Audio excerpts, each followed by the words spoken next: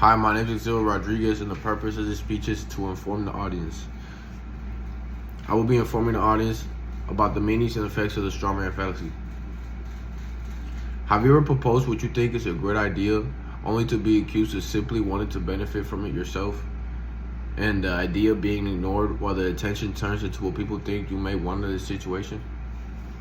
It's like what you're saying is taken out of context or made not important. By understanding the strawman fallacy, people can better navigate arguments and get real issues addressed and not ignored. And conversations and debates can be more productive. Through research and through reading on the matter, I know I have a clear understanding on the topic. The strawman fallacy distorts or oversimplifies an opposing argument, creating a strawman that can be easily knocked down. It comes from the idea that caricature is created with the argument and it can easily be blown down. We'll take a deeper look into what the strawman fallacy is and learn to identify it and how to work around it in an argument.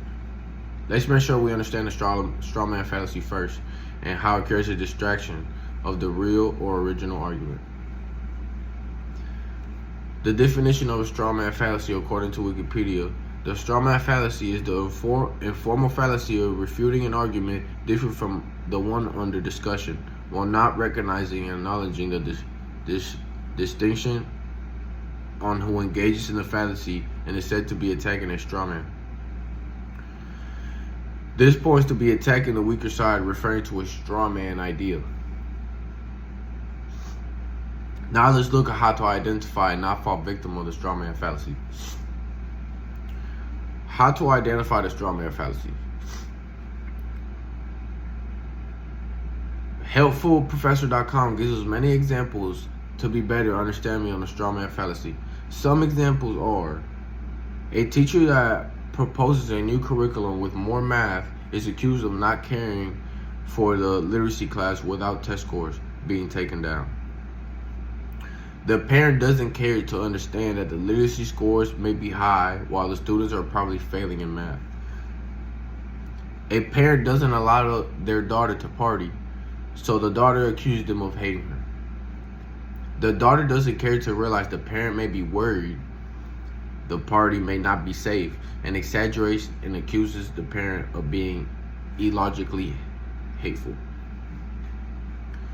Starbucks decides to write Happy Holidays on their cups instead of Merry Christmas. The media is outraged and accusing the Starbucks of waging a war on Christmas. People may criticize the large company without taking into account their efforts of being inclusive to all their customers. Knowing the types of strawman fallacy will help you identify when it's being used. There are countless ways to distort an opposing view. However, common ways to do it is by oversimplifying, generalizing, or exaggerating the opponent's argument.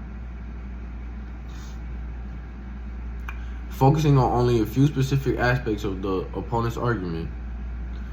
Focusing on only a few aspects of the opponent's argument, arguing against a friend, or extreme opinions with sometimes used in order to support the opponent's stance, but which the opponent didn't actually use. Changing small details in their opponent's original statement, or as a major completely fabricated claims that their opponent has never made in the first place, is frequently part of the strawman policy. Once we can identify the strawman fallacy argument, can better understand how it redirects the argument. Have you ever wondered how to work around the strawman fallacy? A steelman argument. Steelmanning is the opposite of a strawman argument.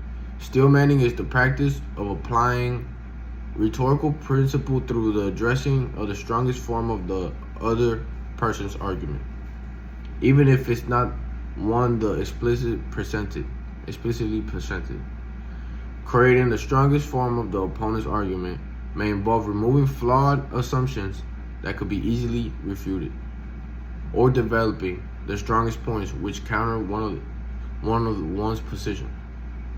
Developing counters to steelman arguments may produce a stronger argument for one's own position. The highest form of disagreement by Friedersdorf is explained that the best way to argue is the opponent's strongest argument, not their weakest ones. So trying all this knowledge together can keep conversation and debate focused on the real issues. The strawman fallacy distorts or oversimplifies on opposing arguments, creating a strawman that can be easily knocked down. Understanding it, being able to identify it, and knowing how to debate will help us in keeping a conversation logical.